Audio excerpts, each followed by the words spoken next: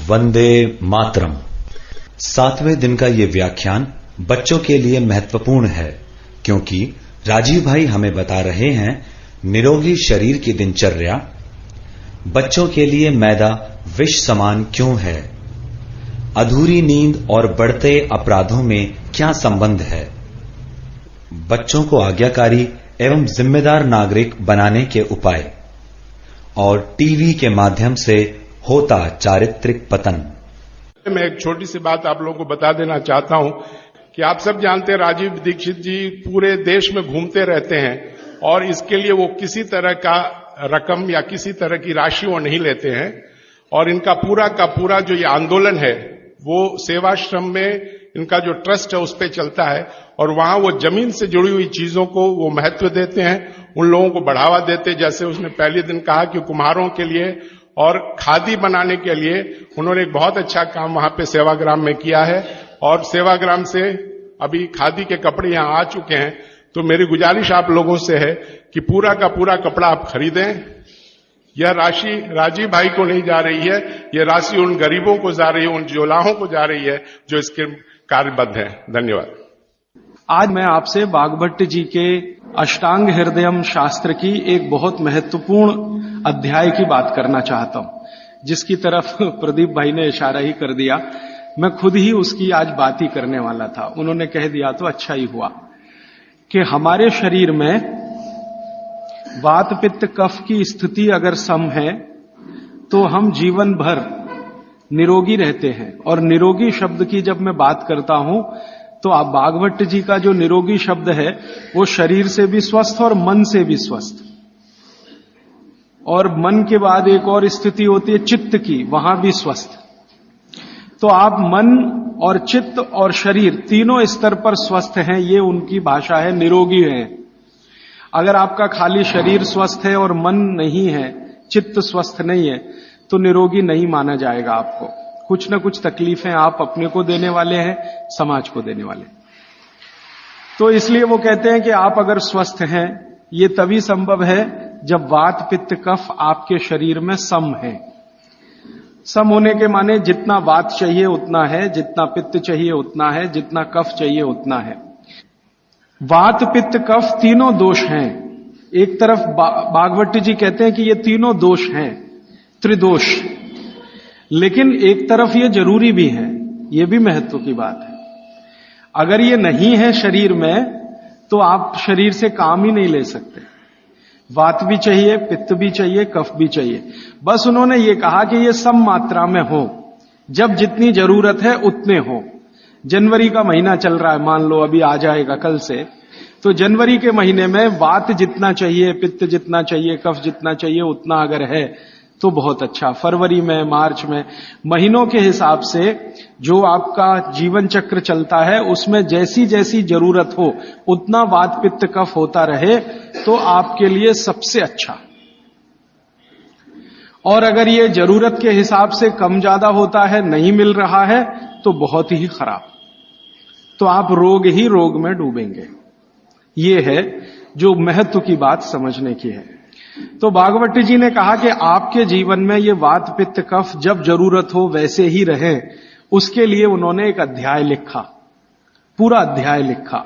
उसका नाम है दिनचर्या। दूसरा एक अध्याय लिखा, उसका नाम है ऋतुचर्या। एक अध्याय लिखा आहार द्रव्य का ज्ञान, माने जो खा रहे हैं उसके बारे में जानना, आहार द्रव्य का ज्ञान। फिर ऐसे करते करते उन्होंने 40 से ज्यादा अध्याय लिख डाले। कुल अध्याय में 7000 सूत्र में बार बार रिपीट कर रहा हूं ताकि याद हो जाए आपको। तो जो दिनचर्या वाला हिस्सा है वो अभी तक मैं बात नहीं कर पाया आपसे। आज मुझे एक दिन मिला तो मैं बात करता हूं, और व्याख्यान के अंत में जो प्रदीप भाई ने कहा वो इसमें जुड़ जाएगा अपने आप। दिनचर्या के बारे में बागभट्ट जी कहते हैं कि सामान्य रूप से हमारे शरीर की अवस्था के हिसाब से हमें दिनचर्या तय करनी है, शरीर के हिसाब से। सबके लिए ये जर्नल नहीं है, ये ध्यान रखना। हर व्यक्ति के शरीर के हिसाब से ये बदलती है। जैसे मेरे बगल में बाबूजी बैठे हैं तो इनकी दिनचर्या मुझसे अलग होगी, और मुझसे छोटा कोई लड़का या लड़की है, भाई या बहन है, उसकी दिनचर्या मुझसे अलग होगी। तो आपकी सुविधा के अनुसार मैं 3 हिस्से करता हूं। मैंने पहले भी वो 3 हिस्से किए हैं। जवानी शुरू होती है 18-19 वर्ष में, इस देश में ऐसा माना जाता है। बागवट जी के हिसाब से ये बराबर नहीं है, आज माना जाता है। हमारे यहां 18 साल पर वोट देने का अधिकार आपको मिलता है, ऐसा माना जाता है कि आप में परिपक्वता है। बागवट जी कहते हैं कि जवानी 13 से 14 साल में शुरू हो जाती है, 13 से 14 साल में शुरू हो जाती है। पुराने लोग हमारे ऐसा ही मानते थे, 13 से 14 साल में युवा अवस्था शुरू हो जाती है। तो आप समझ लीजिए कि जन्म से लेकर 13-14 साल तक का एक भाग, 13-14 साल से लेकर 60 साल तक दूसरा भाग, और 60 साल के ऊपर तीसरा भाग, 3 तरह के लोगों की श्रेणी बना दी जाए। अब इसमें दिनचर्या का ध्यान दिया जाए तो सबसे पहली बात जो आप सबको याद रखनी चाहिए हमेशा, कि जो 0 वर्ष से लेकर, माने पहला दिन का कोई बच्चा है, वहां से शुरू करके 13-14 साल, ये बच्चा जो है कफ के प्रभाव में रहता है। ऐसा कहें, बचपन में कफ बहुत होता है शरीर को, सारा शरीर कफ के असर में ही रहता है। उस समय वात और पित्त दोनों कम होते हैं। पित्त तो थोड़ा रहता है, वात तो बिल्कुल ना के बराबर होता है बचपन में। इसलिए बचपन में 13-14 साल की उम्र तक के किसी भी बच्चे को या भाई बहन को मैं देखता हूं और वो मुझे कहता है कि मेरे घुटनों में दर्द है, तो मुझे बहुत हैरानी होती है कि ये कैसे आया, आना ही नहीं चाहिए। भागवत जी कहते हैं कि प्रकृति ने एक व्यवस्था बनाई हुई है, वो व्यवस्था ये है कि बचपन जो आपका गुजरेगा वो कफ के असर में होगा, कफ ज्यादा होगा। जिनको कफ ज्यादा होगा उनको घुटनों का दर्द होना ही नहीं चाहिए, कमर का दर्द होना ही नहीं चाहिए, हड्डियों में दर्द होना ही नहीं चाहिए, उनके बाल गिरने ही नहीं चाहिए, बाल बढ़ने ही चाहिए, उनके शरीर में कभी भी थकान होनी ही नहीं चाहिए, शरीर सोने के लिए ज्यादा प्रवृत्त होना ही चाहिए, क्योंकि कफ के असर में नींद बहुत आती है। तो 14 वर्ष की उम्र तक अगर कोई भी भाई या बहन, बेटा या बेटी 8 घंटे से 10 घंटे भी सो रहा है तो भी उसके लिए अनुकूल ही माना जाता है। तो कफ के असर में नींद बहुत आती है, वात के असर में नींद बिल्कुल कम हो जाती है। तो कफ के असर में अगर वो बच्चा है तो उसके शरीर की एक तरह की दिनचर्या, ऋतुचर्या है। फिर क्या होता है कि 14 साल से ऊपर लेके 60 साल तक जवानी मान लीजिए, तो इसमें पूरा शरीर पित्त के असर में रहता है। 14 साल से लेकर 60 साल तक पित्त का असर होगा, तो शरीर को पित्त का असर होगा ही ये इतने दिनों में। तो इनके लिए एक तरह की ऋतुचर्या, दिनचर्या। और तीसरा है 60 के ऊपर की जब उम्र हो जाती है तो वात के प्रभाव में आ जाता है पूरा शरीर। तो 60 के ऊपर उम्र जिनकी हो गई, अब वो मुझे ये कहें कि राजीव भाई घुटने दुख रहे हैं, तो समझ में आता, ठीक है भाई, स्वाभाविक है आपके लिए, हड्डियां कमजोर हो रही हैं, बिल्कुल स्वाभाविक है। ये उतना ही स्वाभाविक है जैसे आपके जीवन में बहुत सारी दूसरी चीजें स्वाभाविक होती है। तो 60 के बाद जब तक आप जीवित हैं वात के प्रभाव में है, 60 से पहले 14 वर्ष तक जब तक आपकी उम्र है आप पित्त के प्रभाव में है, और 14 वर्ष से कम आपकी उम्र है तो आप कफ के प्रभाव में हैं। तो मैं कफ से शुरू करता हूं। कफ से शुरू करें कि कफ प्रधान जो बच्चे हैं 14 साल तक, उनकी दिनचर्या कैसी होनी चाहिए। उनके लिए भागवत जी कहते हैं कि ये जो कफ के प्रभाव में बच्चे हैं, ये आज से मैं आपसे माफी मांगते हुए कह रहा हूं, कफ के प्रभाव के बच्चों को जितनी चाहे उतनी नींद लेने दीजिए। आप उनको टोका टाकी मत करिए। अक्सर मैंने देखा है मां बाप की जो टोका टाकी बच्चों के लिए, अरे इतनी देर सोता है, वो सोएगा ही क्योंकि कफ के असर में है। तो आप जबरदस्ती उसको मार के पीट के उठाएंगे, चल पढ़ने को बैठ, होमवर्क कर, टीचर ने इतना दे दिया। अरे वो होमवर्क करके करेगा क्या? अगर वो अपने कफ के असर में है वैसी उसकी दिनचर्या रखिए। तो भागवत जी कहते हैं कि जो कफ के असर में है उसको 10 घंटे तक की नींद स्वीकृत है, माने 10 घंटे तक वो 24 घंटे में सो सकता है। अब ये नींद वो 2 हिस्से में लेता है तो बहुत अच्छा, एक ही हिस्से में ले तो भी चलेगा, लेकिन ज्यादा बेहतर है कि 2 हिस्से में ले। माने रात को 8 घंटे तक सो जाए, 9 घंटे तक सो जाए, दोपहर को 1 घंटे जरूर सो जाए। लेकिन आप अगर कहेंगे कि कफ के असर में जो बच्चे हैं उनमें भी 3 कैटेगरी बनती है, 14 से 8 एक कैटेगरी, 14 साल से 8 साल। 8 साल से 4 साल एक कैटेगरी, और फिर 4 से 1 साल की कैटेगरी। तो 1 से 4 साल वाली कैटेगरी में भागवत जी कहते हैं कम से कम 16 घंटे की नींद, और 4 से 8 साल की कैटेगरी में वो कहते हैं कि कम से कम 12 से 14 घंटे की नींद, और बाद में वो कहते हैं जो 14 साल 8 से 14 तो वो कहते हैं कम से कम 8 से 9 घंटे की नींद। तो छोटे बच्चे अगर आपके घर में हैं जिनकी उम्र 14 साल से कम है, आप उनको सोने से मत रोकिए, क्योंकि कफ का असर है, और कफ का प्रभाव जब ज्यादा होता है ना तो होता क्या है वो समझ लीजिए। कफ आप जानते हैं चिकना पदार्थ है, स्निग्ध पदार्थ है। कफ का मतलब है आपको खांसी आए और जो बलगम निकल जाए, जो बलगम है ना वो ही कफ है, ऐसा समझ ली। वो स्निग्ध है, चिकना है और बहुत भारी है। ये गुरु है, गुरु माने भारी, हैवी है, बहुत हैवी है, इससे ज्यादा हैवी कोई चीज नहीं। तो स्निग्ध है, चिकना है, भारी है, गुरु है, और जो भारी चीज होती है वो शरीर के ब्लड प्रेशर को हमेशा बढ़ाती है, हमेशा बढ़ाती है। हर भारी चीज, हैवी चीज आप कहते हैं ना, कहते हैं कई बार चिकित्सक हल्का खाओ जी, ज्यादा भारी चीज मत खाओ। हर भारी चीज शरीर के ब्लड प्रेशर को बढ़ाती है, क्योंकि भारी चीज जाएगी तो उसका गुरुत्व ज्यादा है, गुरुत्व ये ज्यादा है तो वो बढ़ेगा। अगर ब्लड प्रेशर, तो आपके ब्लड प्रेशर को कंट्रोल रखने के लिए ज्यादा बढ़ गया तो तकलीफ आ जाएगी। तो बॉडी ने एक व्यवस्था बनाई, शरीर ने व्यवस्था बनाई कि आप ज्यादा नींद लो। ये नींद लेते समय ब्लड प्रेशर हमेशा कम रहता है। जितनी देर आप सोएंगे ब्लड प्रेशर या तो सामान्य होगा या सामान्य से कम होगा। जितनी देर आप जगे हुए हैं ब्लड प्रेशर सामान्य से थोड़ा ज्यादा होगा। तो बचपन में क्या है, आदमी या बच्चा गुरुत्व में है, कफ में है, स्निग्धता में है, इसलिए उसको नींद लेकर ब्लड प्रेशर को मेंटेन करना है अपनी व्यवस्था बनाने के लिए, इसलिए वो ज्यादा देर सोएगा ही। आप उसके सोने पर पाबंदी मत लगाओ। आप अगर ये महसूस करते हो कि जी 14 घंटे से भी ज्यादा सो रहा है, तो सोचने की बात आएगी। उसमें भी 4 साल तक के बच्चे को तो वो भी नहीं सोचना, वो 18 घंटे भी सोए तो सोने दो उसको। और वैसे भी आप महसूस करते हैं, आप सब माताएं हैं, आपने बच्चे अपने बड़े किए ही हैं, छोटे बच्चे जितने होंगे नींद उतनी ज्यादा लेंगे, क्योंकि कफ का असर उतना ही ज्यादा है और ज्यादा कफ को मेंटेन रखना है ब्लड प्रेशर के लिए, इसलिए नींद लेनी ही पड़ेगी, बिना उसके होने वाला नहीं है। इसलिए बचपन में नींद ज्यादा। तो अब नींद ज्यादा है तो ये कब संभव है? ये नींद ज्यादा आप तभी संभव है जब जल्दी सो जाएं, माने बच्चों को जल्दी सोना ही। आप बोलेंगे जी कितने बजे तक सोना?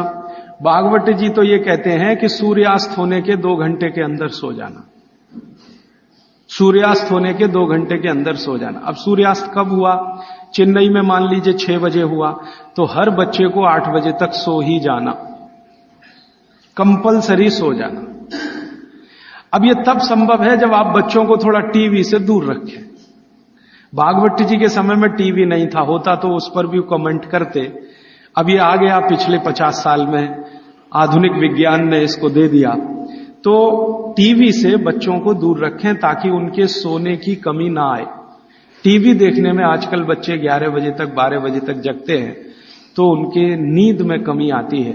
नींद में अगर कमी आएगी तो कफ के असर में नींद अगर पूरी नहीं लेंगे तो फिर कफ बिगड़ेगा, और ये बिगड़ा हुआ कफ बच्चों को चिड़चिड़ा बनाएगा, चिड़चिड़ा। बच्चों को अगर नींद पूरी नहीं लेंगे, इसको ध्यान रखिए, तो उनमें चिड़चिड़ापन आएगा, गुस्सा भी आएगा। और चिड़चिड़ापन और गुस्सा उनमें है तो वो आपकी कोई बात नहीं मानेंगे। आप उनको लाख अच्छी बात कहो वो मानेंगे ही नहीं, क्योंकि शरीर को मस्तिष्क जो है नियंत्रित करता है। मस्तिष्क कफ के प्रभाव में है, कफ बिगड़ा हुआ है, सुधरा हुआ नहीं है, क्योंकि नींद पूरी नहीं ले रहे हैं। तो ये तो संकट आने ही वाला है। तो अक्सर घरों में ये समस्या मैं सुनता हूं, वो कहते राजीव भाई बच्चे हमारी सुनते नहीं। वो सुनेंगे तब तक नहीं जब तक नींद पूरी नहीं हो रही है। आप उनकी नींद पूरी होने दीजिए, 8 घंटे 9 घंटे की 10 घंटे की नींद पूरी, फिर देखिए वो कितने अच्छे से सुनते हैं। अब मैं आता हूं जो आपने प्रश्न किया, जब आदमी कफ के असर में होता है, कोई भी बच्चा हो तो भी बड़ा हो तो भी, कफ के असर में जब भी होगा, चिड़चिड़ा होगा, गुस्सैल होगा, क्रोधी होगा, लड़ने को हमेशा तैयार होगा, और बहुत कफ अगर उसका बिगड़ा हुआ है तो वो ऐसा ही होगा जैसे कल बेनजीर भुट्टो को गोली मारने वाला। ये कफ के असर में ही होता है, तब होता है। कोई भी कफ प्रकृति का व्यक्ति किसी को भी गोली मार सकता है अगर उसका कफ इतनी तीव्रता पर है, बिगड़ा हुआ। गोली मार सकता है, बम मार सकता है। किसी के खून को निकलते देख उसके कफ को शांति आती है, मन में उसके संतुलन आता है। तो कफ जो है ना बहुत अच्छी चीज है, लेकिन एक लिमिट के बाद जब ये बाहर जाता है तो दुनिया की सबसे खतरनाक चीज है। और दुनिया में जो अध्ययन हुए हैं, जो अभ्यास हुए हैं कि जितने भी अपराधी प्रवृत्ति के लोग हैं दुनिया में, वो कफ के असर में ही सारे अपराध करते हैं। लेकिन कफ बिगड़ा हुआ है और इसी कफ का असर है कि प्रेम भी बहुत पैदा होता है। बहुत प्रेम पैदा होगा इसी कफ के असर में। आप किसी छोटे बच्चे को देखते हैं ना, आपके दिल में अत्यंत प्रेम पैदा हो जाता है, वो कफ का असर है। कफ प्रेम भी पैदा करता है और कफ आदमी को जहरीला भी बना देता है। महत्व की बात है कि कफ जब तक नियंत्रण में है तो प्रेम भाव पैदा करेगा, सद्भाव पैदा करेगा, और जब ये बिगड़ गया, निकल गया बाहर, तो ये खतरनाक से खतरनाक चीजें बता देगा। अब मैं आपको बागवट की बात छोड़कर मेरी बात एक जोड़कर सुनाता हूं तो बहुत अच्छे से समझ में आए। आपने कई बार अखबारों में पढ़ा होगा, न्यूज़पेपर में, मैगजीन्स में पढ़ा होगा कि दुनिया में सबसे खराब बच्चे अमेरिका के हैं। सबसे खराब बच्चे दुनिया में, सबसे खराब। उनकी खराबी का कोई लिमिट नहीं है। आपने अक्सर न्यूज़पेपर पढ़े हैं कि हाई स्कूल के बच्चे जेब में से रिवॉल्वर निकाला और पट पट पट पट टीचर को मारा, अपने पड़ोसी को मारा, इसको मारा और अंत में खुद को मारा। अमेरिका की मुश्किल से कुल आबादी 27 करोड़ है। इसमें से लगभग 3 करोड़ के आसपास बच्चे हैं, ऐसा वो कहते हैं। इन 3 करोड़ बच्चों में 30 लाख जेल में बंद हैं, जेल में बंद हैं। और जिनकी उम्र 14 साल की, 12 साल की, 11 साल की, 10 साल की, ऐसी उम्र के बच्चे जेल में बंद हैं। होना चाहिए स्कूल में, लेकिन है जेल में। ये जो अमेरिका की स्थिति है, ये कनाडा की भी है, यही स्थिति ब्रिटेन की है, यही फ्रांस की है, यही जर्मनी की है, यही स्वीडन की है, यही स्विट्जरलैंड की है। इन सभी देशों में, जो ठंडे देश माने जाते हैं, बच्चे सबसे ज्यादा बिगड़े हुए हैं। आपको सुनकर हैरानी होगी, अमेरिका, यूरोप के देशों में सबसे ज्यादा जो अपराध हो रहे हैं, उनमें लगभग 65 से 70% अपराध बच्चे कर रहे हैं। वो चाहे बलात्कार के हों, चाहे छेड़खानी के हों, या गोली मारने के हों, या लूट मारी के हों, बच्चे कर रहे हैं। बच्चे जिनको हम 14 साल तक की उम्र का मानते हैं, वो कर रहे हैं। परिणाम क्या है? बिगड़े हुए कफ के प्रभाव में है वो सब बच्चे। बिगड़े हुए कफ के प्रभाव में जो भी रहेगा हिंसा ही करेगा, अहिंसक हो नहीं सकता। कफ जैसे ही बिगड़ता है तो हर तरह के नेगेटिव विचार और बुरे विचार शरीर में आएंगे। अब वो शरीर की एक स्वाभाविक क्रिया है, इसको रोकना है तो क्या करें? इसको रोकना है तो कफ कम करो, बिगड़ने मत दो। और कफ बिगड़े नहीं तो बागवट जी कहते हैं इसकी सबसे अच्छी अचूक दवा है भरपूर नींद लेना। मुफ्त का इलाज है। बिगड़े हुए कफ को सुधारना है, कंट्रोल में। ये बड़ों के लिए भी मैं कह रहा हूं, क्योंकि आगे आपको भी समझ में आएगा कि आपके शरीर में भी अगर कफ की स्थिति बिगड़ रही है तो भरपूर नींद लेना शुरू करिए, कफ अपने आप आपका कंट्रोल में आ जाएगा, क्योंकि शरीर ही कर लेता है ये सब। बस ध्यान दीजिए। इसका मतलब यह है कि बच्चों को चिड़चिड़ेपन से बचाना, गुस्से से बचाना, नेगेटिविटी से बचाना, गलत रास्ते पे ना चले जाएं। अब गलत रास्ता आप सब समझते हैं, जैसे हमारे प्रदीप भाई कह रहे थे कि आजकल बच्चे भाग रहे हैं घर छोड़कर बॉयफ्रेंड के साथ या गर्लफ्रेंड के साथ। ये बिगड़े हुए कफ की अवस्था है। क्योंकि मैं तो ट्रीटमेंट भी करता हूं होम्योपैथी में। ऐसे बहुत सारे लड़के लड़कियां इलाज के लिए मेरे पास आते हैं जो घर छोड़कर भागे हुए। क्यों भाग गए जी? पिताजी अच्छे नहीं लगते, माताजी अच्छी नहीं लगती। जिन माता पिता ने पैदा किया वो ही अच्छे नहीं लगते। कफ इतना खतरनाक है, आप जरा समझिए इस बात को। जो माता पिता ने जीवन के सारे कष्ट झेलकर उनको बड़ा कर दिया 14 साल का। क्योंकि मैं आपको एक विनम्र बात कहना चाहता हूं, मेरा ऑब्जर्वेशन है, दुनिया में बच्चों को बड़ा करना सबसे मुश्किल काम है, सबसे मुश्किल काम मानता हूं। धीरू भाई अंबानी होना सबसे आसान काम है। हां, आपके पास कुछ पैसा नहीं है, 10,000 करोड़ बनाना, 20,000 करोड़, 1 आध लाख करोड़ बनाना सबसे आसान काम है। सबसे आसान काम है। लेकिन एक बच्चे को बड़ा कर देना या 2 बच्चे को बड़ा कर देना दुनिया का सबसे मुश्किल काम है। आप फैक्ट्री चला सकते हैं 1, चला सकते हैं 10, चला सकते हैं 20, बहुत आसान है आपके लिए, क्योंकि उसको मैनेज करने के लिए बहुत मैनेजर आपको मिल जाएंगे, विशेषज्ञ मिल जाएंगे। लेकिन बच्चे को बड़ा करने के लिए मैनेजर किराए पे नहीं मिलता। मिलता है तो वो बच्चों को बड़ा नहीं कर सकता। दुनिया में एक्सपेरिमेंट हुए हैं, परिवार के बाहर बच्चों को बड़ा करने के सबसे ज्यादा एक्सपेरिमेंट यूरोप में हुए हैं। कॉन्वेंट है ना, कॉन्वेंट, ये बच्चों को बड़ा करने के ही केंद्र हैं। ऐसे बच्चों को जो परिवार से बिछड़े हैं, छूटे हुए, लावारिस बच्चे, कॉन्वेंट स्कूल सब फेल हो गए अमेरिका और यूरोप में। वो बच्चों को सिखा नहीं पाए जो सिखाना चाहिए, और ज्यादा कॉन्वेंट के बच्चे ही वहां मर्डर कर रहे हैं, हिंसा कर रहे हैं, जेब काट रहे हैं। तो बच्चे को बड़ा करना मैं मानता हूं दुनिया का सबसे मुश्किल काम है। और आप जो भी अपने बच्चों को बड़ा कर रहे हैं, आप समझ लीजिए दुनिया का सबसे मुश्किल काम आप कर रहे हैं। तो इसमें छोटी सी बात याद रखिए कि ये बच्चे ठीक से बड़े हों, कफ का बिगाड़ इनको कहीं गलत रास्ते पर ना ले जाए। तो इसके लिए बहुत सरल उपाय है कि नींद उनको भरपूर लेने दीजिए। कई बार आप ऐसा मत करिए, बच्चों को कई बार ऐसा लगता है झपकी आ रही है, तो आप जबरदस्ती पढ़ने को मत बिठाइए।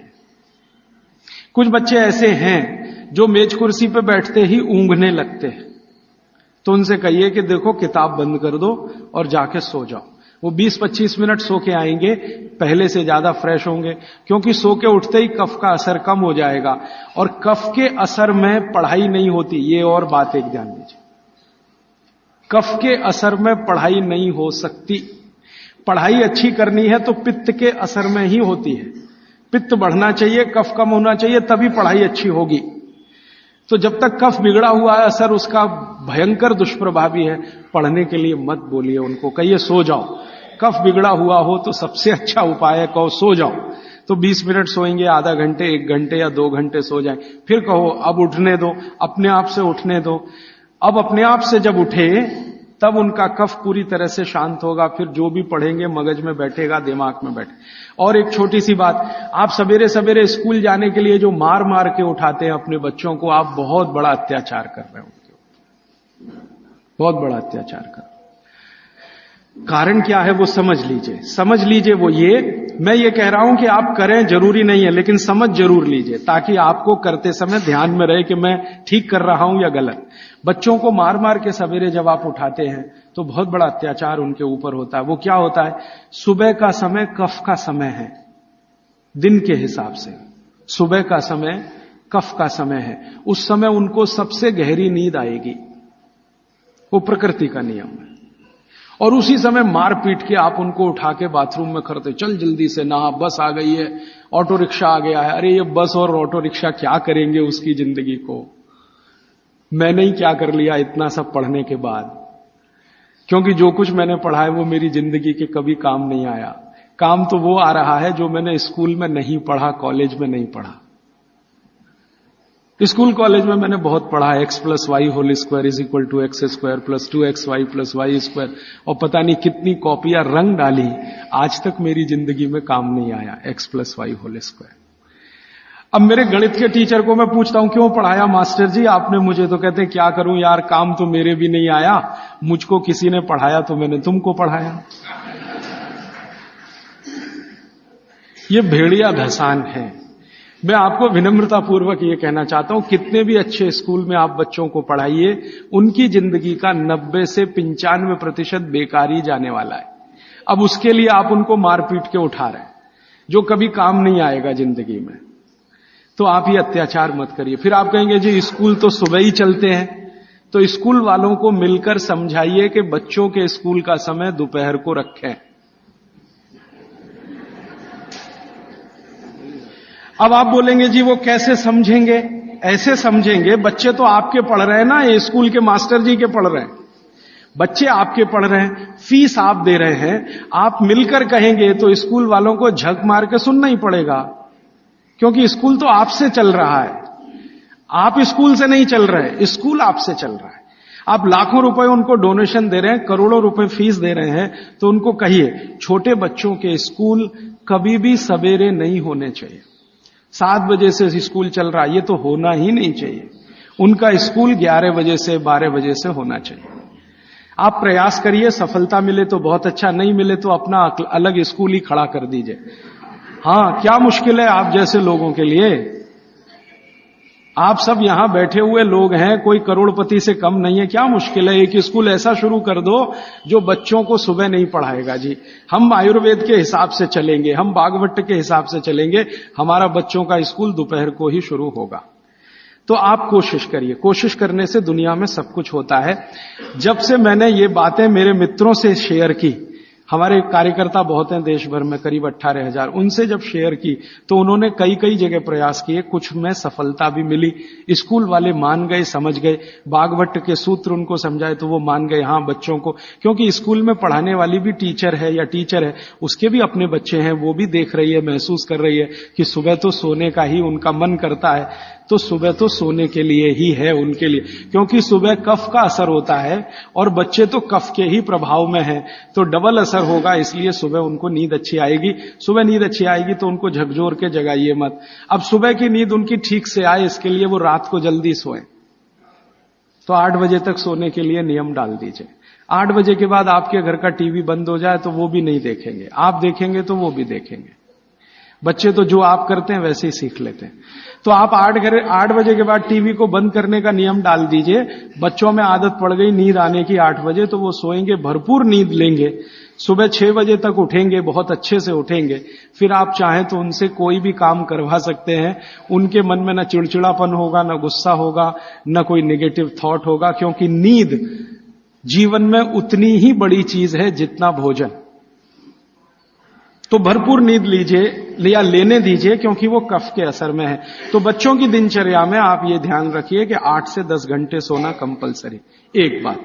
दूसरा, बच्चे कफ के प्रभाव में है, ये मैं बार बार कहूंगा आपसे ताकि याद रहे। बच्चे कफ के प्रभाव में है, और कफ का प्रभाव क्षेत्र जो है ना, वो जान लीजिए, हृदय से ऊपर और मस्तिष्क का अंतिम बिंदु, ये कफ का क्षेत्र है। हृदय से ऊपर, यहां से ऊपर पूरा ये कफ का क्षेत्र है। हृदय से नीचे नाभि तक ये पित्त का क्षेत्र है, और नाभि से नीचे पूरा ये वात का क्षेत्र है। तो बच्चे कफ के असर में हैं, तो ध्यान रखिए कि उनको जितने रोग होंगे वो यहां से ऊपर वाले ही होंगे बचपन के। नाक बहेगी, सर्दी होगी, जुकाम होगा, खांसी आएगी, ये सब इसी एरिया के रोग हैं। तो बागवट जी कहते हैं कि बच्चों को कफ के असर से बाहर लाते रहें, बिगड़े नहीं उनका कफ। तो इसके लिए बच्चों की मालिश, उन्होंने एक शब्द, बहुत सुंदर शब्द दिया, अभ्यंग मालिश। मालिश बहुत जरूरी है, बच्चों की मालिश बहुत ही जरूरी है। तेल मालिश, बच्चों की तेल मालिश बहुत जरूरी है। वैसे तो सब माताएं करती ही हैं, अनजाने में वो एक बड़ा काम कर रही हैं। कफ को कम करने की जो दूसरी चीज बताई है बागवट ने, एक तो मैंने बताया नींद, जो कफ की विकृति को कंट्रोल में लाती है। दूसरी चीज जो कफ को कंट्रोल करती है, नियंत्रित करती है, वो है मालिश, घिसाई, रगड़ाई, ये कफ को कंट्रोल करती है। नींद के बाद हो गई मालिश, तो बच्चों की मालिश अत्यंत जरूरी है। तो सुबह जब वो सोकर उठते हैं, शौच आदि से निवृत्त होकर आते हैं, तो उनकी मालिश होनी ही चाहिए। अब बागवट जी ने कहा है कि जो कफ के असर में है वो व्यायाम ना करे, वो प्राणायाम ना करे, योग आसन भी ना करे। ध्यान रखिए इस बात को। बागवट जी कहते हैं कि कफ के असर वाले व्यक्ति को ना तो व्यायाम, ना तो आसन, ना तो प्राणायाम, उसके लिए है मालिश, रगड़ाई चाहिए उसको शरीर के। ठीक है? तो मेरी आपको विनती है कि बच्चों को व्यायाम करने के लिए प्रोत्साहित मत करिए। कई बार माता पिता टीवी का चैनल खोल के वो रामदेव जी का चल रहा है, चल तू भी कर, उसके लिए नहीं है ये। व्यायाम, योग, प्राणायाम उनके लिए सबसे उपयोगी है जो पित्त के प्रभाव में है। वात के प्रभाव वालों को बहुत मामूली, पित्त वालों को सबसे ज्यादा, कफ वालों को बिल्कुल नहीं। योग, प्राणायाम, आसन कफ वालों को बिल्कुल नहीं, वात वालों को थोड़ा, पित्त वालों को सबसे ज्यादा। ये है सूत्र भागवत जी। तो बच्चों को मत प्रेरित करिए कि तुम आसन करो, कि तुम प्राणायाम करो, कि तुम ऐसी एक्सरसाइज करो। उनके लिए तो कफ के असर में है, तो ये एक्सरसाइज जितनी कम हो उतना अच्छा। मालिश करिए उनकी, भरपूर मालिश करिए। अब तीसरी बात, तीसरा सूत्र, बच्चों की मालिश कहां करें जी? पूरे शरीर में करें, पूरे शरीर में करिए। लेकिन भागवत जी कहते हैं कि कफ का असर कहां है? मैंने आपको थोड़ी देर पहले कहा, छाती से लेके ऊपर तक। तो ये जो इतना हिस्सा है, इसकी मालिश ज्यादा करिए ताकि कफ थोड़ा शांत रहे। तो सीधे से बात अब मैं समझाता हूं। बच्चों के सिर की मालिश सबसे ज्यादा करिए। सिर, ये ऊपर का हिस्सा, धीरे धीरे धीरे धीरे तेल लगा के सिर की मालिश सबसे ज्यादा करिए। तो मालिश किससे करेंगे? तेल से। तेल जो है कफ नाशक है, तेल जो है ना कफ नाशक है।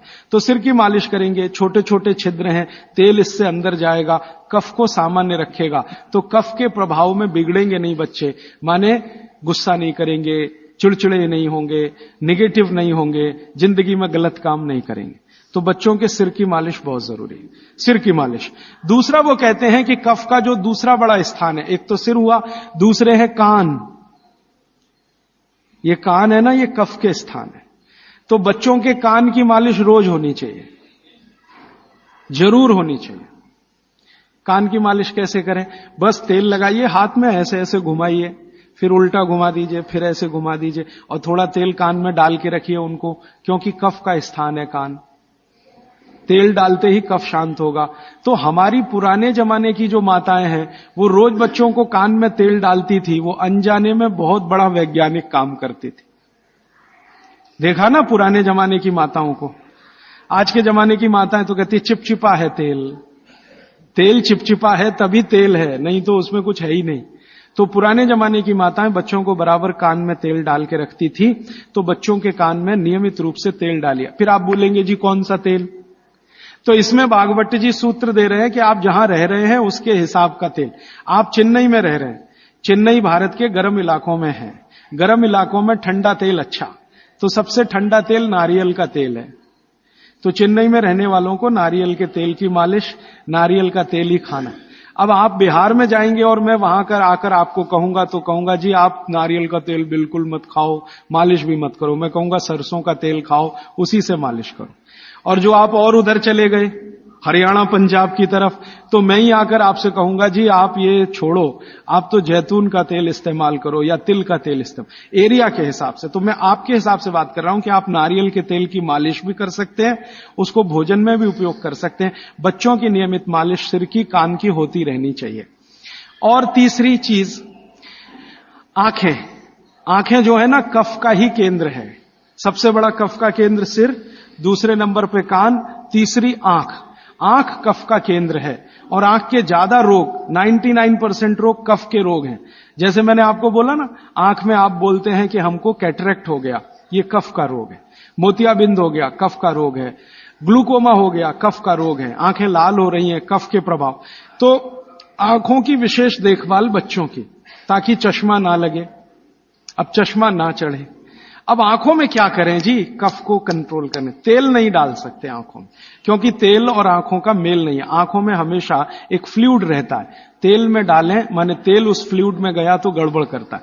तो आंखों के लिए घी ठीक है, देशी गाय का घी।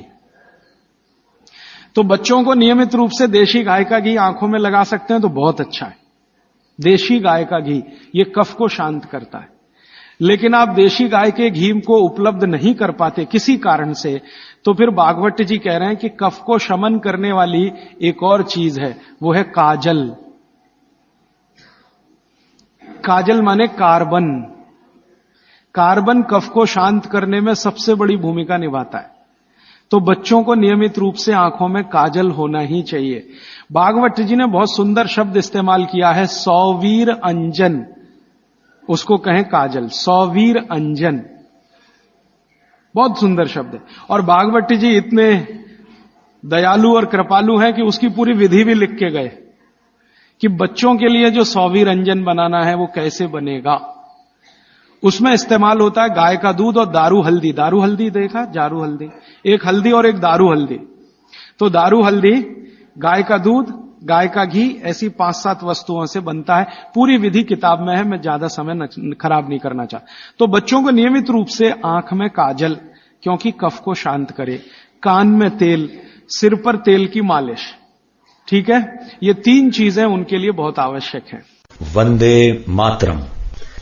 राजीव भाई के अनुज भाई प्रदीप दीक्षित द्वारा संचालित एवं सेवाग्राम वर्धा स्थित राजीव दीक्षित मेमोरियल स्वदेशी उत्थान संस्था के माध्यम से स्वदेशी चिकित्सा के व्याख्यानों की सीडी उपलब्ध कराई जाती है, जिसे आप केवल 10 रुपए के लागत मूल्य पर प्राप्त कर सकते हैं।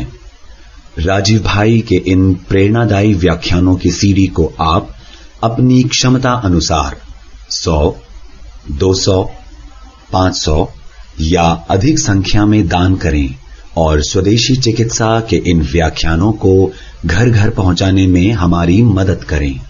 फिर आगे चलें तो खान पान उनका, कफ के प्रभाव में जो भी बच्चे हैं उनके खान पान में भागवत जी कहते हैं दूध सबसे आवश्यक। दूध, बिना दूध के बच्चों का जीवन नहीं, दूध तो उनके लिए सबसे आवश्यक। दूसरी कोई चीज उनके लिए आवश्यक है, वो है मक्खन, लोनी कहते हैं, मक्खन कहते हैं, लोनी। और फिर तीसरी चीज है घी, उसके बाद तेल, और उसके बाद जो भी आप साधारण चीजें खा रहे हैं वो। गुड़ बच्चों को बहुत ही आवश्यक है, क्योंकि कफ को संतुलित रखने में जो जो चीजें मदद कर रही हैं, घी है देशी गाय का, दूध है, दही है, मट्ठा है, मक्खन है, गुड़ है, ये सब कफ को संतुलित रखने वाली चीजें। तो ये बच्चों के भोजन में नियमित। अब गुड़ जो है ना, कई फॉर्म में खा सकते हैं बच्चे। सीधे गुड़ खा सकते हैं, गुड़ की पट्टी खा सकते हैं, चिक्की जिसको आप कहते हैं, तिल में हो तो बहुत अच्छा, मूंगफली में है तो भी चलेगा, नहीं तो चने में खा सकते हैं। तो बच्चों के डेली डाइट में ये चीजें रहनी चाहिए, गुड़ रहना चाहिए, तिल रहना चाहिए, मूंगफली रहनी चाहिए। ये सब चीजें जिनको आप महसूस करते हैं ना भारी हैं, ये कफ को संतुलित रखने में मदद करते हैं। तो भारी चीजें बच्चों को नियमित रूप से दीजिए। एक ही चीज का निषेध है, एक ही चीज का निषेध बताया भागवत जी ने, पतला आटा। अब पतला आटा उन्होंने कहा है, पतला आटा माने बारीक आटा। इसको मैं थोड़ा आज के हिसाब से कहूं, क्योंकि आज वो चीज है भागवत के जमाने में नहीं थी। मैदा ही निषिद्ध है बच्चों को, बस मैदे की चीज नहीं। अब मैदे की चीज नहीं क्यों? क्योंकि ये कफ को बिगाड़ने वाली चीज है मैदा।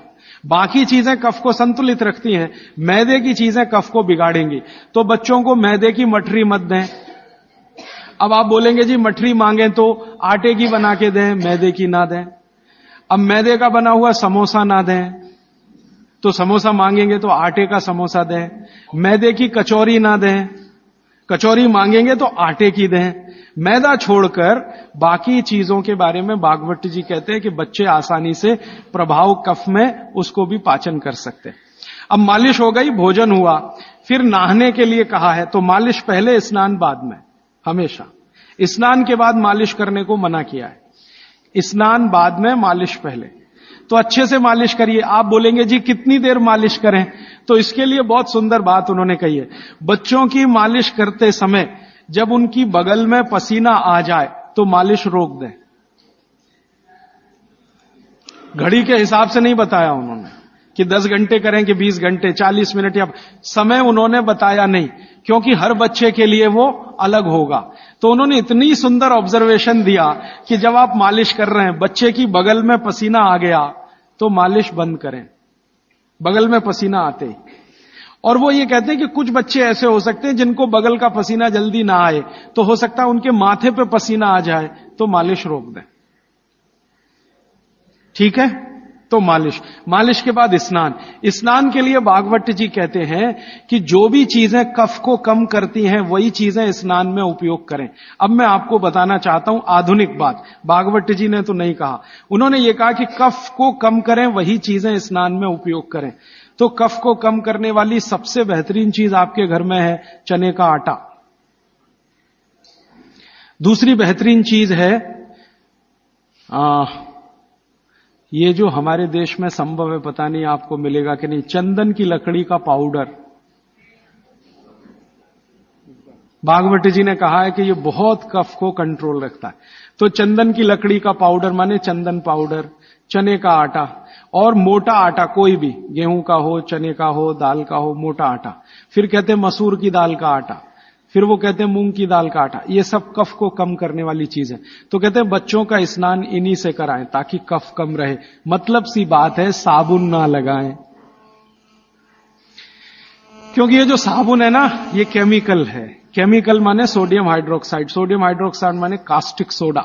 ये कास्टिक सोडा तो कफ को भड़काने वाली चीज है, इसलिए बच्चों को साबुन गलती से भी ना लगाएं। उनको चने के आटे से नहलाएं, मुल्तानी मिट्टी से नहलाएं, चंदन पाउडर से नहलाएं, क्योंकि कफ को कम करने वाली ये सब चीजें हैं। इन चीजों से ही स्नान कराएं। उपटन बना के रखें घर में, उपटन से स्नान कराएं। बच्चों को साबुन गलती से भी नहीं। और साबुन जो गलती से आप लगा रहे हैं और आंख में गया तो सर्वनाश कर सकता है आंख का, क्योंकि आंख कफ के प्रभाव में है और साबुन बहुत तीखा होता है। वो पित्त और वात के प्रभाव की चीजें हैं। तो दुश्मन मिल गए दो एक साथ, साबुन और आंखों का जल, तो तकलीफ करेगा। वैसे भी बच्चे बहुत रोते हैं साबुन आंख में लगे। तो आजकल टीवी में एक विज्ञापन आने लगा, बिना आंसू निकालने वाला साबुन दुनिया में हो ही नहीं सकता। ये मूर्ख बनाने के तरीके हैं आपको। कोई भी साबुन आंसू ना निकाले ये हो ही नहीं सकता, क्योंकि साबुन है ही पित्त और वात का और आंखें हैं कफ की। लगेगा तो आंखों से आंसू निकलेंगे ही। हां, एक ही समय में हो सकता है कि साबुन में कास्टिक सोडा सबसे कम हो, ग्लिसरीन और तेल सबसे ज्यादा हो। तो ग्लिसरीन और तेल अगर सबसे ज्यादा है तो उपटन में ही तेल मिला के नहला देना। साबुन क्यों खरीद के ला रहे हैं? 35 रुपए का आता है Johnson and Johnson baby soap, 350 रुपए किलो। 35 रुपए का 100 ग्राम, 350 रुपए किलो। काजू से महंगा है, काजू 200 रुपए किलो, साबुन 350 रुपए किलो। बादाम से महंगा है, बादाम 300 रुपए किलो, साबुन 350 रुपए किलो। और नहा के जाएगा कहां? पानी में ही जाएगा ना। 350 रुपए किलो की चीज पानी में बाहर है। उससे अच्छा काजू खिला दें उनको, बादाम खिला दें। तो नहाने के लिए उपटन जो बहुत सस्ता पड़ता है, और क्वालिटी उसकी कैसे चेक करें कि कफ को नाश करता है, कफ को शमित रखता है, कफ को शांत रखता है। इसलिए उपटन का स्नान बच्चों को जरूरी। आगे बढ़ें। बच्चों का स्नान होने के बाद उनके खान पान का मैंने बता दिया। ऐसी चीजें उनको नियमित खिलानी है जो कफ को कम करती है। मैंने 3-4 चीजों के नाम लिए। दूध है, दही है, मट्ठा है, हर मोटा अनाज माने बाजरी है, जवारी है, ये सब कफ को शांत रखने वाली चीजें हैं। गाय का घी है ना, मक्खन और घी। मक्खन ज्यादा अच्छा है बच्चों को बनिस्बत घी के, क्योंकि मक्खन कफ को शांत रखने में मदद करता है। तो मक्खन ज्यादा से ज्यादा उनके भोजन में रहे, और बाकी सब चीजें दाल चावल जो भी आप खाते हैं अच्छा। फिर उसके बाद शाम के समय 3-4 बजे के आसपास क्या होता है, उनका पित्त थोड़ा बढ़ेगा। 12 से 4 के बीच में पित्त बढ़ता है। 12 बजे तक कफ के असर में है, 12 से 4 के बीच में पित्त बढ़ेगा। तो उस समय ऐसी चीजें खिलाएं जो घी की बनी हुई है, घी की बनी हुई चीज।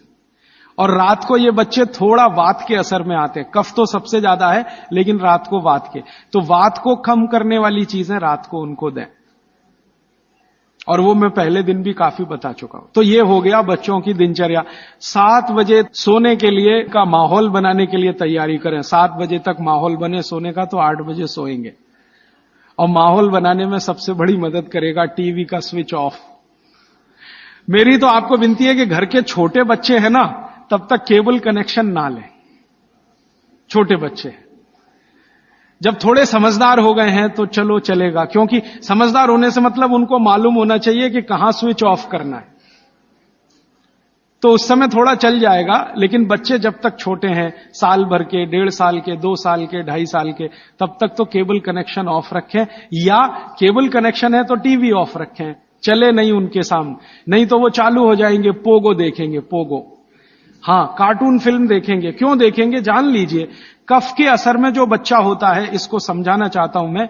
कफ के असर में जब बच्चा होता है तो उसकी कल्पनाशीलता सबसे ऊंची होगी। मैंने थोड़ी देर पहले कहा ना, ये कफ है जो सम में रहे तो व्यक्ति को बहुत कल्पनाशील बनाएगा। इतना कल्पनाशील और वैज्ञानिक बनाएगा, सोच नहीं सकते। बिगड़ेगा तो सबसे बड़ा अपराधी भी बनाएगा उसको। तो बच्चों की कल्पनाशीलता बहुत होती है क्योंकि वो कफ के असर में है।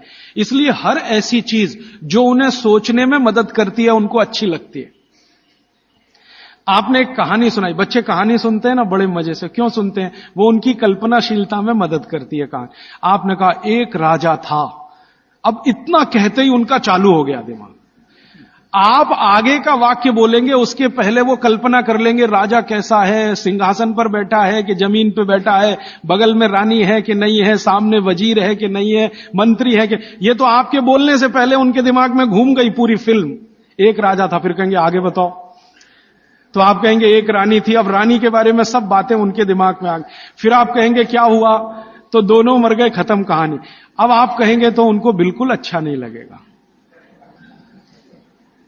हम लोग बच्चों को टालने के लिए कहते हैं एक राजा था, एक रानी थी, दोनों मर गए, खत्म कहानी। उनको बिल्कुल अच्छा नहीं लगेगा क्योंकि जिस समय कल्पना उनकी चलना शुरू हुई आपने कहानी खत्म कर दी। अब आप टालना चाहते हैं उनको और वो कल्पना करना चाहते हैं उस समय, तो आप कहानी को जितना लंबा खींचें उतना अच्छा। मेरा कहना यह है आपको, कहानी को लंबा खींचते जाएं, भले एकता कपूर के सीरियल की तरह से खींचें उसको। इतनी इलास्टिसिटी है एकता कपूर के सीरियल में कि सालों साल हो गए, खत्म ही नहीं होते। सास भी मर गई, बहू भी मर गई, एक जनरेशन चली गई, दूसरी आ गई, सीरियल खत्म। ये बच्चों को चाहिए, आप उनकी कल्पनाशीलता को बढ़ाने में मदद करें। माने कहानी जो वो सुन रहे हैं उसको छोटी ना करें, सुनते सुनते सो जाएं तो बहुत अच्छा। और मेरी आपको विनती है कि चुन चुनकर कहानियां सुनाएं उनको। अब आज के जमाने में कैसे बच्चे आपको चाहिए, जैसे चाहिए वैसी कहानी सुनाइए। भगवान महावीर जैसे बच्चे चाहिए तो सुनाइए उनकी कहानी, रोज सुनाइए, सुनेंगे, बड़े प्रेम से सुनेंगे, लेकिन कल्पनाशीलता के साथ। आप अगर उनको चाहते हैं कि राणा प्रताप जैसे हों तो सुनाइए उनकी कहानी, लक्ष्मीबाई जैसे हों तो सुनाइए उनकी कहानी, क्योंकि बच्चों की कल्पनाशीलता आपसे ज्यादा बड़ी है, ये जान लीजिए। ये अलग बात है कि उनके पास शब्दों का भंडार कम है, शब्दकोश कम है, लेकिन सोचने में वो आपसे आगे हैं। तो शब्द आप दे दीजिए, कल्पनाशीलता उनके पास है, बैठकर वो अपना चित्र बना ही लेंगे। और जिन बच्चों को जितनी लंबी कहानियां आप सुनाएंगे वो उतने ही क्रिएटिव होने वाले हैं, उतने ही क्रिएटिव होंगे। अच्छा वैज्ञानिक बनाना है बच्चों को तो कल्पनाशीलता ऊंची चाहिए। तो अच्छे वैज्ञानिक बनाना है अगर किसी भी बच्चे को तो कल्पनाशीलता ऊंची, तो कहानी उतनी लंबी। अच्छा मैथमेटिशियन बनाना है, कल्पना शक्ति अच्छी चाहिए तो कहानी लंबी। माने लंबी कहानियां सुनाने की आप अपनी आदत डालें तो बच्चों में आएगी। वो कहानी सुनने में इतने मगन होते हैं, फिर उनको टीवी की जरूरत नहीं है, ना पोगो की जरूरत है, ना कार्टून नेटवर्क की कुछ जरूरत नहीं है। आप अगर सुना रहे हैं उनको कहानी जिसमें उनकी कल्पनाशीलता रम रही है तो वो बहुत जरूरी है। और फिर मेरी एक छोटी सी आखिरी बात, क्योंकि दूसरी बात के लिए समय कम पड़ रहा है, कि जब बच्चे आपसे कोई सवाल करें तो जान लीजिए वो अपनी कल्पनाशीलता को बढ़ाना चाहते हैं, तब सवाल कर रहे हैं। तो उनके सवाल का जवाब ईमानदारी से दें। जैसे उन्होंने सवाल पूछा कि ये टमाटर का रंग लाल क्यों है, मान लीजिए सवाल पूछा टमाटर का रंग लाल क्यों। अब आपको मालूम नहीं है कि टमाटर का रंग सच में लाल क्यों है, तो आप उनको कुछ उल्टा सीधा मत कहें, भगवान ने कर दिया है, ऐसा हो गया है, वैसा हो गया है। आप उनको ईमानदारी से कहें, देख भाई बेटा या बेटी, मुझे अभी मालूम नहीं है कि टमाटर का रंग लाल क्यों होता है, मैं कल पता करके बता दूंगा या परसों पता करके बता दूंगा। बच्चे जब सवाल पूछ रहे हैं तो उनकी कल्पनाशीलता की पूर्ति के लिए पूछ रहे हैं, आप उनको कभी भी गलत जवाब तो दीजिए ही मत। वो कह रहे हैं जी ये चंद्रमा क्यों चमक रहा है सफेद सफेद, और तारे क्यों चमक रहे हैं, और सूरज लाल क्यों दिख रहा है या पीला क्यों दिख रहा है, या ये पत्ते हरे क्यों हैं, ये पीले हो जाते हैं तो ये हरे से पीले कैसे हो गए। ऐसे सवाल वो पूछेंगे, उनके उत्तर पूरी ईमानदारी से दीजिए। तो इसका माने आपको पढ़ना ही पड़ेगा, बिना पढ़े आप उत्तर दे नहीं सकते। और जो आपने कोशिश की उल्टा सीधा, तो थोड़े दिन में जब उनको सच्चाई पता चलेगी तो आपका आदर वो बिल्कुल नहीं करेंगे। उनके गुरुजी ने बता दिया कि ये पत्ता हरा इसलिए था और टमाटर लाल इसलिए हो गया और चंद्रमा इसलिए चमकता है, सूरज इसलिए पीला दिखाई देता है। जैसे ही उनको पता चलेगा तो आपकी इज्जत तो 2 कौड़ी की हो गई उनके सामने। वो आपको कहेंगे जी आपने गलत बताया, मेरी टीचर ऐसा बोलती है। तो आपसे हटकर वो टीचर की तरफ चला गया, और टीचर की तरफ गया तो समझ लो बच्चा आपके हाथ से ही गया।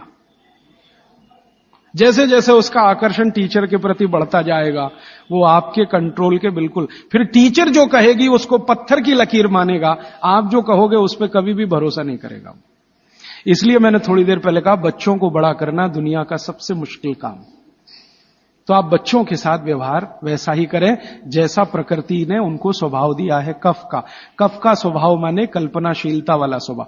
कफ का स्वभाव माने इमेजिनेशन, लिमिटलेस इमेजिनेशन।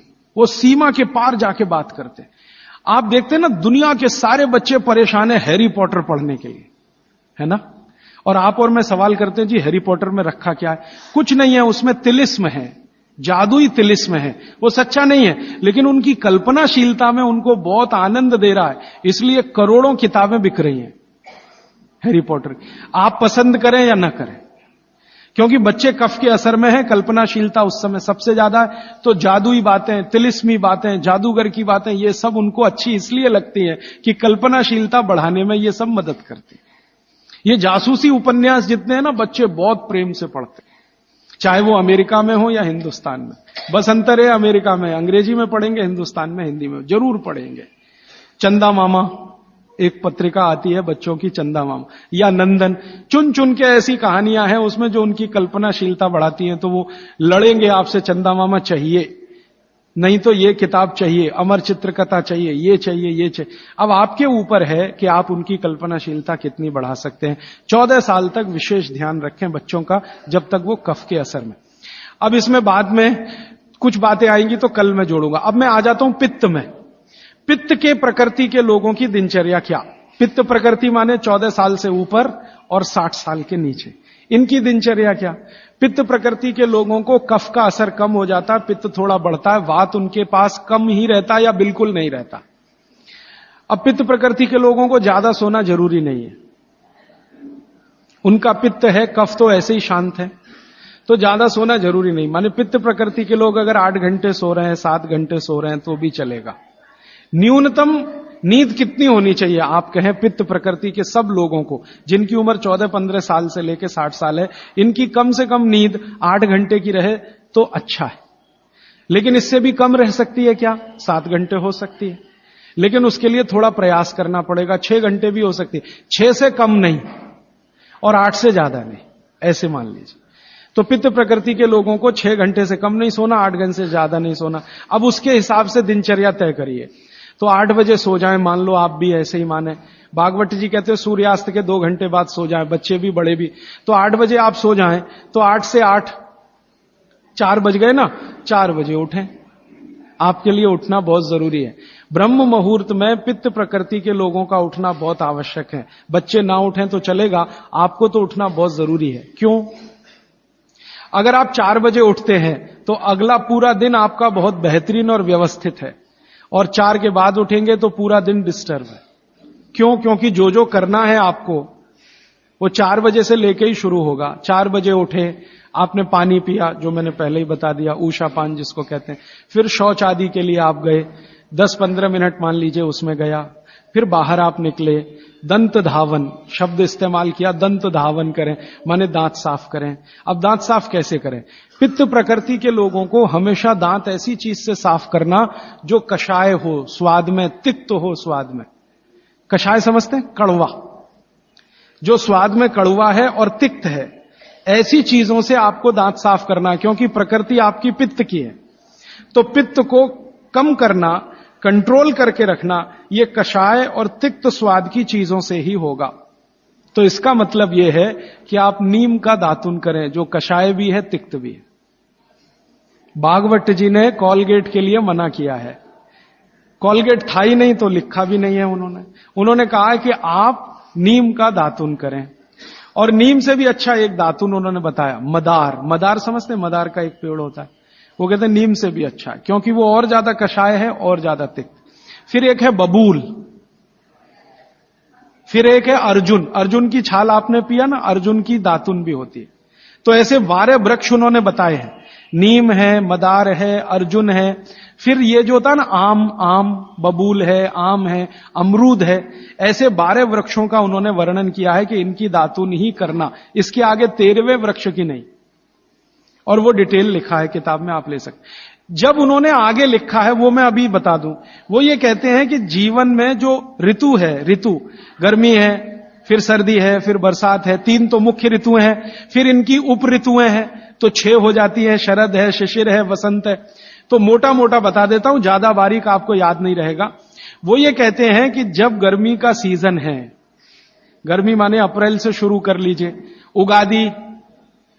उगादी से शुरू कर लीजिए, नहीं तो आप मकर संक्रांति से ही मान लीजिए। तो मकर संक्रांति से लेकर जब तक गर्मी है, माने बारिश नहीं होती, तब तक नीम के दातुन की बात कही उन्होंने। तो इसमें चैत्र भी आएगा, वैशाख भी। अब आप पुरानी चीज जरा देखिए कि हमारे बचपन में हमारी दादी कहती थी कि देख चैत्र का महीना लग गया, नीम के पत्ते खा ले तो अगले 1 साल तक बीमार नहीं पड़ेगा। तो वो समय यही आता है जो बागभट्ट जी का कैलकुलेशन। क्यों? ये जो समय है इसमें पित्त को भड़कने से बचाने में सबसे बड़ी मदद ये करेगा नीम। तो नीम का दातुन, नहीं तो बबूल का दातुन, नहीं तो मदार का दातुन, लेकिन गर्मियों में सबसे अच्छा नीम है। दूसरा सबसे अच्छा बबूल है गर्मियों में, और सर्दियों के दिन में सबसे अच्छा दातुन है अमरूद। अमरूद के पेड़ का दातुन सर्दियों में सबसे अच्छा, अमरूद के पेड़ का। और अमरूद के जैसा ही एक और पेड़ होता है, जामुन का भी दातुन करने का नियम बताया है, लेकिन पता नहीं आप तोड़ पाएंगे कि नहीं, लेकिन अमरूद का आसानी से मिल जाएगा। और फिर ज्यादा बारिश के दिनों में जो वो बोलते हैं, तो आम का भी कर सकते हैं, अर्जुन का भी कर सकते हैं। और आप बोलेंगे जी पूरी जिंदगी अगर नीम का ही दातुन करें तो कर सकते हैं। 3 महीने लगातार करके थोड़े दिन छोड़ देना, फिर 3 महीने कर लेना। वो थोड़े दिन छोड़ने का नियम ध्यान रखना। तो फिर आप बोले थोड़े दिन छोड़ दिया तो क्या करें? उस दिन दंत मंजन कर लेना। दंत मंजन के लिए वो ये कहते हैं कि आप जिस एरिया में रह रहे हैं वहां का तेल, और जिस क्षेत्र में रह रहे हैं वहां जो उपलब्ध लवण माने नमक, और जिस क्षेत्र में रह रहे हैं वहां की उपलब्ध हल्दी, ये तीनों मिलाकर आप पाउडर बना के दांत पे घिस सकते हैं। ये बहुत अच्छा दंतमंजन उन्होंने माना। दूसरा दंतमंजन उन्होंने बताया है गाय के गोबर को सुखाकर जलाएं, उसकी जो राखी है उसमें थोड़ा कपूर मिला दें, थोड़ा सेंधा नमक मिला दें, बहुत अच्छा दंतमंजन। तीसरा वो कहते हैं कि जो त्रिफला चूर्ण मैंने बार बार आपको बोला, त्रिफला चूर्ण है तो इसको बारीक पीसें। दंतमंजन के लिए बारीक पीसना और खाने के लिए मोटा पीसना। तो बारीक त्रिफला चूर्ण, थोड़ा सेंधा नमक, बस मिला के दांत पे घिसें तो ये दंतमंजन। ऐसे 8-10 तरह के दंतमंजन है, 12 किस्म की दातुन है। तो आप ये जरूर करें, माने टूथपेस्ट बंद करें। अब क्यों करें टूथपेस्ट बंद? बागभट्ट जी और आधुनिक विज्ञान को जरा जोड़ता हूं। आप पित्त के असर में हैं, जान लीजिए। सुबह सोकर उठेंगे तो मुंह में पित्त ही भरा हुआ है, लार जिसको आप कह रहे हैं। अब ये असर ज्यादा है तो इसको कंट्रोल रखना है आपको, तो इसलिए कहा ये दातुन अच्छी है। लेकिन अगर आप ब्रश कर रहे हैं, पेस्ट कर रहे हैं, तो क्या है उसमें? चीनी है, चीनी है ना, शुगर है। अब वो सैकरीन के रूप में है या किसी भी रूप में शुगर है, और शुगर और पित्त का झगड़ा है। तो सुबह उठते ही अगर आप पेस्ट कर रहे हैं जो मीठा है तो सर्वनाश है। मीठा ब्रश माने मीठा पेस्ट पित्त में मिलाए हैं तो पित्त को तो बिल्कुल खराब करेगा ही, और मुंह को भी खराब करेगा। क्योंकि सुबह का मुंह आपका मीठे के असर में आया, मीठे के असर में, तो 101% चांसेस हैं कि आपके दांत खराब होना जल्दी शुरू हो।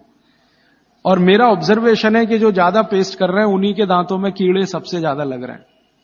कीड़े लगना माने दांत खराब होना। आप बंद करिए, ये अच्छा नहीं। विज्ञान के हिसाब से बहुत खराब, और धर्म के हिसाब से तो और भी खराब है। मैं कई बार यहां बोल के गया हूं, सभी कॉलगेट, क्लोजअप, पेप्सोडेंट जैसे टूथपेस्ट मरे हुए जानवरों की हड्डियों से बन रहे हैं। जैसे कॉलगेट बन रहा है मरे हुए सुअर की हड्डियों से। ये प्रयोगशाला में प्रयोग करके हम प्रमाणित करने के बाद बोल रहे हैं आपसे, क्योंकि मैं जानता हूं सामने वाली कंपनी मेरे खिलाफ केस कर सकती है। फिर भी मैं बोल रहा हूं कि कॉलगेट बन रहा है मरे हुए सुअर की हड्डियों से, पेप्सोडेंट बन रहा है मरी हुई गाय की हड्डियों से, क्लोजअप और फॉरहंस बन रहे हैं बकरी और बकरे की हड्डियों से, और अगर आप शाकाहारी हैं, चुस्त जैन हैं और सवेरे सवेरे हड्डियों को घिस रहे हैं, तो कहां धर्म पालन हो रहा है। और आप तो जैन हैं तो इतना जान लीजिए कि प्रत्यक्ष हिंसा का जितना पाप है ना, परोक्ष हिंसा का पाप भी उतना ही है। तो किसी कंपनी ने आपके लिए बनाया टूथपेस्ट, माने उसने मारा जानवरों को, उसमें से निकालने के लिए हड्डियां आपके लिए बनाया, तो पाप आपके ऊपर उतना ही है जितना उस मारने वाले के ऊपर है। तो कसाई का पाप अपने सिर पे क्यों लेना? तो क्यों ये कॉलगेट क्लोजअप बंद कर दीजिए, दातुन पे आइए, नहीं तो दंत मंजन। आप कहेंगे चेन्नई में दातुन नहीं मिलता तो दंत मंजन बताया उन्होंने, वो आप बना लीजिए, तरीका मैंने बता दिया। सभी ऋतुओं में एक दंत मंजन वो कहते हैं कॉमन है, त्रिफला चूर्ण का दंत मंजन किसी भी ऋतु में किया जा सकता है, तो आप उसका ध्यान रखिए। अब आपने दांत वात साफ कर लिए, अब आपकी आगे की जो दिनचर्या है वो कैसी होगी? आपको जो है ना, पित्त प्रकृति के लोगों को मालिश भी करना है, व्यायाम भी करना है। बच्चों के लिए तो सिर्फ मालिश है, आपके लिए मालिश भी है, व्यायाम भी है। तो अब आप में कई बार कंफ्यूजन ऐसा होगा कि व्यायाम पहले करें कि मालिश पहले करें। तो भागवत जी ने क्लियर कहा है कि वात के जो रोगी हैं उनको मालिश पहले, व्यायाम बाद में। और पित्त के जो रोगी हैं, रोगी से मतलब आप पित्त के असर में हैं, तो व्यायाम पहले, मालिश बाद में। तो आपको व्यायाम पहले करना है, मालिश उसके बाद करनी। अब आप पूछेंगे कितना व्यायाम करें? तो आपके लिए भी नियम वही है कि जैसे ही आपके बगल में पसीना आया, व्यायाम रोक दें। जैसे ही बगल में पसीना आया, व्यायाम रोक दें, उसके आगे व्यायाम ना करें। पसीना आया, व्यायाम रोक दें। वो 10 मिनट में आए तो, 20 मिनट में आए तो, 25 मिनट में आए तो, 40 मिनट में आए तो, 1 घंटे में आए तो, आपके शरीर के हिसाब से ध्यान रखिए। इससे ज्यादा व्यायाम करने की कोशिश ना करें। अब वो कहते हैं सबसे अच्छा व्यायाम क्या? सबसे अच्छा तो आप कहेंगे जी दौड़ना। तो भारत के हिसाब से ये सबसे अच्छा नहीं है। भारत के हिसाब से ये दौड़ना बिल्कुल अच्छा नहीं है, क्योंकि दौड़ते समय वात बहुत प्रबल होता है और भारत वात प्रकृति का देश है। देशों की प्रकृति होती है वात प्रकृति, क्योंकि गर्मी है, ज्यादा इलाके में गर्मी है, वात प्रकृति का देश है, रुक्ष देश है। चेन्नई जैसे 2, 4, 10 बड़े शहरों को छोड़ दो जो समुद्र के किनारे हैं, बाकी देश रुक्ष है। रुक्ष माने सूखी हवा चलती है, तो रुक्ष है तो वात ही होगा। तो वात प्रकृति का देश है, इसलिए दौड़ना तो यहां बिल्कुल निषिद्ध है। दौड़ना तो नहीं, रनिंग तो बिल्कुल नहीं, वो ट्रेडमिल पे दौड़े वो भी नहीं, एक्सरसाइजर लाके उस पे भी दौड़े बिल्कुल नहीं। वो कहते हैं कि ऐसे व्यायाम जो स्लो हैं, जिनमें वायु ना बढ़े, तो सबसे अच्छा उन्होंने बताया सूर्य नमस्कार आपके लिए। अब आप चाहे आसन के रूप में माने या उसको व्यायाम के रूप में माने, तो सूर्य नमस्कार आपके लिए सबसे अच्छा है। तो आप सीख लें सूर्य नमस्कार, किसी ने सीखा है वो दूसरे को सिखा दे, नहीं तो इस पर अलग से एक आप सेशन कर सकते हैं सूर्य नमस्कार। दूसरे कुछ व्यायाम है आपको, तो वो व्यायाम में छोटे छोटे स्तर पर दंड बैठक, छोटे छोटे स्तर, ज्यादा लंबी नहीं, छोटी दंड बैठक है। और छोटे छोटे स्तर के कोई भी व्यायाम जिसमें बहुत तेजी से पसीना ना निकले, सीधी सी बात, घर में हो तो बहुत अच्छा। अब वैसे माताओं को तो भागवत जी कहते हैं कि व्यायाम की अतिरिक्त जरूरत ही नहीं है। अगर वो रसोई घर के भोजन में लगी हैं तो बहुत सारे व्यायाम आपके वहीं हो रहे हैं। जैसे चक्की चला रहे हैं तो बहुत अच्छा है, सिलबट्टे पे चटनी बना रहे हैं तो बहुत अच्छा है। आप कहेंगे हम करते नहीं है, मैं प्रेरणा दे रहा हूं, करने लगे आप। मिक्सी का उपयोग कम करें, सिलबट्टे का ज्यादा करें, चक्की का उपयोग ज्यादा करें, मिक्सी का उपयोग कम करें, बाजार में जो इलेक्ट्रिक चक्की है उसका उपयोग कम करें। वो मैं पहले भी बोल चुका था, अभी भी बोल रहा हूं कि आप चक्की को चला के आटा पीसेंगे, उसकी क्वालिटी बहुत बेहतरीन होने ही वाली है, क्योंकि इसमें घर्षण कम है। और घर्षण कम है ना, तो अनाज धीरे धीरे पिसेगा, और अनाज धीरे पिसेगा तो टेम्परेचर नहीं बढ़ेगा। और वात वाले देश में टेम्परेचर बढ़ना नहीं किसी भी चीज का। और आप इलेक्ट्रिक चक्की में पिसवाएंगे ना, बहुत तेज घर्षण है, तो अनाज में नाश हो जाएगा, पौष्टिकता कम होने ही वाली है। तो हाथ की चक्की का खा के देख लीजिए एक रोटी, और ये बिजली वाली चक्की का खा के देख लीजिए एक रोटी, एक ही मिनट में अंतर पता चल जाए। तो अगर आप करें तो अच्छा है। फिर आप कहेंगे जी चक्की मिलती नहीं। मैंने चेन्नई में देखा 2 लोगों को जो चक्की बना के देंगे, आप अगर उनको ऑर्डर दें तो। पत्थर वाले लोग यहां हैं, मैं 6 दिन से यहां घूम रहा हूं, सड़क पे दिखाई दिए, तो सिलबट्टा तो है उनके पास, चक्की नहीं है। क्यों नहीं है? वो कहते हैं कोई लेता नहीं तो क्या बनाए, आप लेंगे तो बनाएंगे।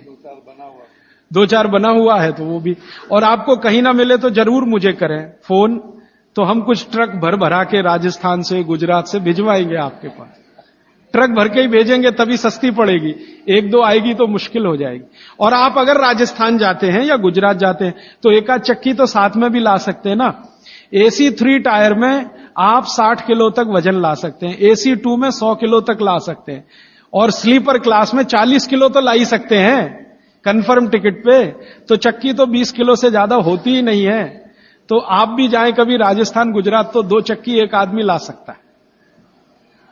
तो आप लाएंगे चक्कियां तो क्या होने वाला है, वो जो बनाने वाले कारीगर बैठे हैं पत्थर वाले, उनका कुछ रोजगार तो बढ़े, कुछ रोजी रोटी चले, जो अभी धीरे धीरे बंद हो रही है। और उनकी रोजी रोटी अगर आपने चलाई, तो मैंने आपको सबसे पहले दिन एक बात बताई थी कि आप जिंदगी के अपने सब दुख दूर करिए, दैहिक दैविक भौतिक, और दूसरों के दुख दूर करने में मदद करिए तो मोक्ष मिलेगा। तो आपने चक्की बनाने वाले का भौतिक दुख तो दूर किया, चक्की खरीदी तो पैसा तो मिला, गरीबी कम हुई, रोजगार बढ़ा, तो भौतिक दुख भी अगर आपने कम किया तो मोक्ष की तरफ जा। तो चक्की है, सिलबट्टा है, कोशिश करें तो व्यायाम की अतिरिक्त जरूरत नहीं। और अगर नहीं कर पा रहे हैं तो थोड़ा हल्का फुल्का व्यायाम आप जरूर करें। और बहनों को, माताओं को जो सबसे अच्छा व्यायाम है, भागवत जी कहते हैं फॉरवर्ड बेंडिंग। फॉरवर्ड बेंडिंग माने आगे झुकना। तो जितनी बार आप आगे झुकें, ध्यान रखें कमर से झुकें हमेशा, तो जिंदगी में कभी भी दर्द नहीं आएगा कमर का। आगे कमर को छोड़कर कहीं से भी झुकेंगे तो तकलीफ है। कोशिश करें कमर से झुकें, जितना झुक पाते हैं वहीं तक झुकें, जरूरत नहीं है कि नीचे तक झुकें। हो सकता है कमर से झुकें तो आपके हाथ घुटने तक ही आए, वहीं तक रहने दीजिए। सहज होकर करिए, असहज होकर मत करिए। तो थोड़ा व्यायाम, 15-20 मिनट में पसीना आ जाएगा, उतना काफी। फिर उसके बाद मालिश। आपको भी मालिश जरूरी है, क्योंकि आपको भी कफ का असर ना बढ़े और आपका विकृत ना हो। तो आपको भी बच्चों की तरह यह बात ध्यान रखनी है कि सिर की मालिश ज्यादा, कान की भी मालिश ज्यादा, और बाकी शरीर की तो करनी है। और शरीर में सबसे ज्यादा मालिश तलवे की, पांव की। मालिश के बाद स्नान, स्नान उसी तरह से उबटन आदि से, और फिर भोजन, भोजन के बाद विश्राम 20 मिनट, फिर आपका काम, फिर रात्रि का माने शाम को 6-7 बजे का भोजन। इस तरह का नियम है पित्त वालों का। और वात वालों के लिए क्या है, जिनकी उम्र 60 के ऊपर है, उनके लिए भागवती जी कहते हैं व्यायाम निषेध। जैसे बच्चों को निषेध, वैसे उनको निषेध। उनके लिए मालिश बहुत जरूरी, जैसे बच्चों की वैसे वात वालों की। माने बुजुर्ग लोगों को मालिश बहुत जरूरी है, व्यायाम से भी ज्यादा। और मालिश करते समय ध्यान रखना है सिर, तलवे, 2 चीजें, और कान भी। तो मालिश आप करें, व्यायाम करें तो बहुत ही हल्का फुल्का करें। लेकिन यह नियम भागवत जी ने नहीं बताया कि आप व्यायाम तब तक करें जब तक बगल में पसीना ना आए, क्योंकि एक उम्र के बाद पसीना बहुत कम हो जाता है। तो हो सकता है 1 घंटे तक भी ना आए और आप करते रहे। ये पित्त और कफ वालों के लिए है, सिर्फ वात वालों के लिए। तो वात वाले तो जीवन में जितने आराम से रह सकें। वैसे तो वात वालों के लिए भागवत जी कहते हैं कि उनको तो एक ही काम है, वो है दिशा निर्देश। बुजुर्गों का एक ही काम है कि घर में बैठे हैं और दिशा निर्देश दे रहे हैं, ऐसा मत करो, ऐसा करो, ऐसा मत करो, क्योंकि उन्होंने जीवन का सारा अनुभव ले लिया और वो अनुभव को मिलाकर आपको दिशा निर्देश कर रहे हैं। बाकी अपना पूजा पाठ, भक्ति वगैरह ज्यादा, क्योंकि इसमें मूवमेंट, भागवत जी बोलते हैं कि वात के लोगों को मूवमेंट सबसे कम होने चाहिए। तो ज्यादा भाग दौड़ नहीं, ज्यादा इधर उधर नहीं, आराम से सहजता से जितना होता है अपने शरीर को बचाते हुए उतना। तो मैंने कोशिश की कि आपको 1-1.25 घंटे में तीनों प्रकृति के लोगों की दिनचर्या बता सकूं। अब 30 तारीख को मैं थोड़ा कंक्लूड करूंगा तो कुछ बातें इसमें आ जाएंगी। अभी मेरा आपको विनम्र निवेदन है कि आप चाहें तो प्रश्न पूछें, लेकिन निवेदन दूसरा है कि जब तक प्रश्न का सत्र चले 10-15 मिनट कोई ना उठे, क्योंकि हो सकता है कि किसी ने जो प्रश्न पूछा वो आपके लिए भी बहुत काम का हो। मेरे पास एक स्लिप आ गई है लिख के, जरा इसको मैं बता दूं। मनुष्य के मूत्र का महत्व क्या, ये प्रश्न है। कल मैंने गोमूत्र का महत्व बताया था ना, तो मनुष्य के मूत्र का महत्व क्या। मनुष्य का मूत्र भी औषधि के रूप में काम आता है, और बागवट चिकित्सा में उसके लिए 2 सूत्र हैं। उन सूत्रों के अनुसार आप मनुष्य मूत्र पी सकते हैं, माने अपना स्वयं का मूत्र पी सकते हैं, लेकिन उसकी एक कंडीशन है। कंडीशन यह है कि आप संपूर्ण शाकाहारी होने चाहिए। संपूर्ण शाकाहारी माने मांस ना खाएं, मदिरा ना पिए, और आप ये जो है अंडे वंडा ना खाएं, तो आप अपना स्वयं का मूत्र भी उपयोग में ले सकते हैं। आपका जो मूत्र है और गाय का मूत्र है, फिर आपके मन में प्रश्न आएगा दोनों में क्या? तो बागवट जी ने बहुत स्पष्ट कहा, हमेशा गाय का मूत्र मनुष्य मूत्र से अच्छा। अगर गाय का मूत्र आसानी से उपलब्ध है तो वो पिए, नहीं उपलब्ध है तो आप स्वयं का मूत्र भी पी सकते हैं। अब स्वयं के मूत्र में वो कहते हैं कि सवेरे सवेरे जब सोकर उठें और पहला मूत्र हो वही उपयोगी है, बाकी दिन भर का नहीं। उठें और पहला मूत्र, और पहले मूत्र को भी कलेक्ट करने की विधि उन्होंने बताई है। वो विधि क्या है कि आप मूत्र ने करना शुरू करें तो पहला थोड़ा छोड़ें, शुरू का 2, 4, 5 मिलीलीटर 10 मिलीलीटर तक छोड़ें, और अंत का बिल्कुल छोड़ें, बीच वाला यही आप पी सकते हैं। तो आप बोलेंगे किस किस बीमारी में काम आएगा? कम से कम आपका स्वयं मूत्र 100 से 103 बीमारियों में काम आएगा। वात की बीमारियां और कफ की बीमारियों में बहुत काम आएगा, पित्त की बीमारियों में भी काम आता, थोड़ा कम आएगा। और उसके साथ आयुर्वेद की कुछ औषधियों का अगर कॉम्बिनेशन करें तो वो बहुत ही अच्छा है। अभी इतना ही कहता हूं, अगर विस्तार से सुनना हो तो फिर कोई एक्स्ट्रा सेशन हम करें तो अच्छा होगा। वंदे मातरम।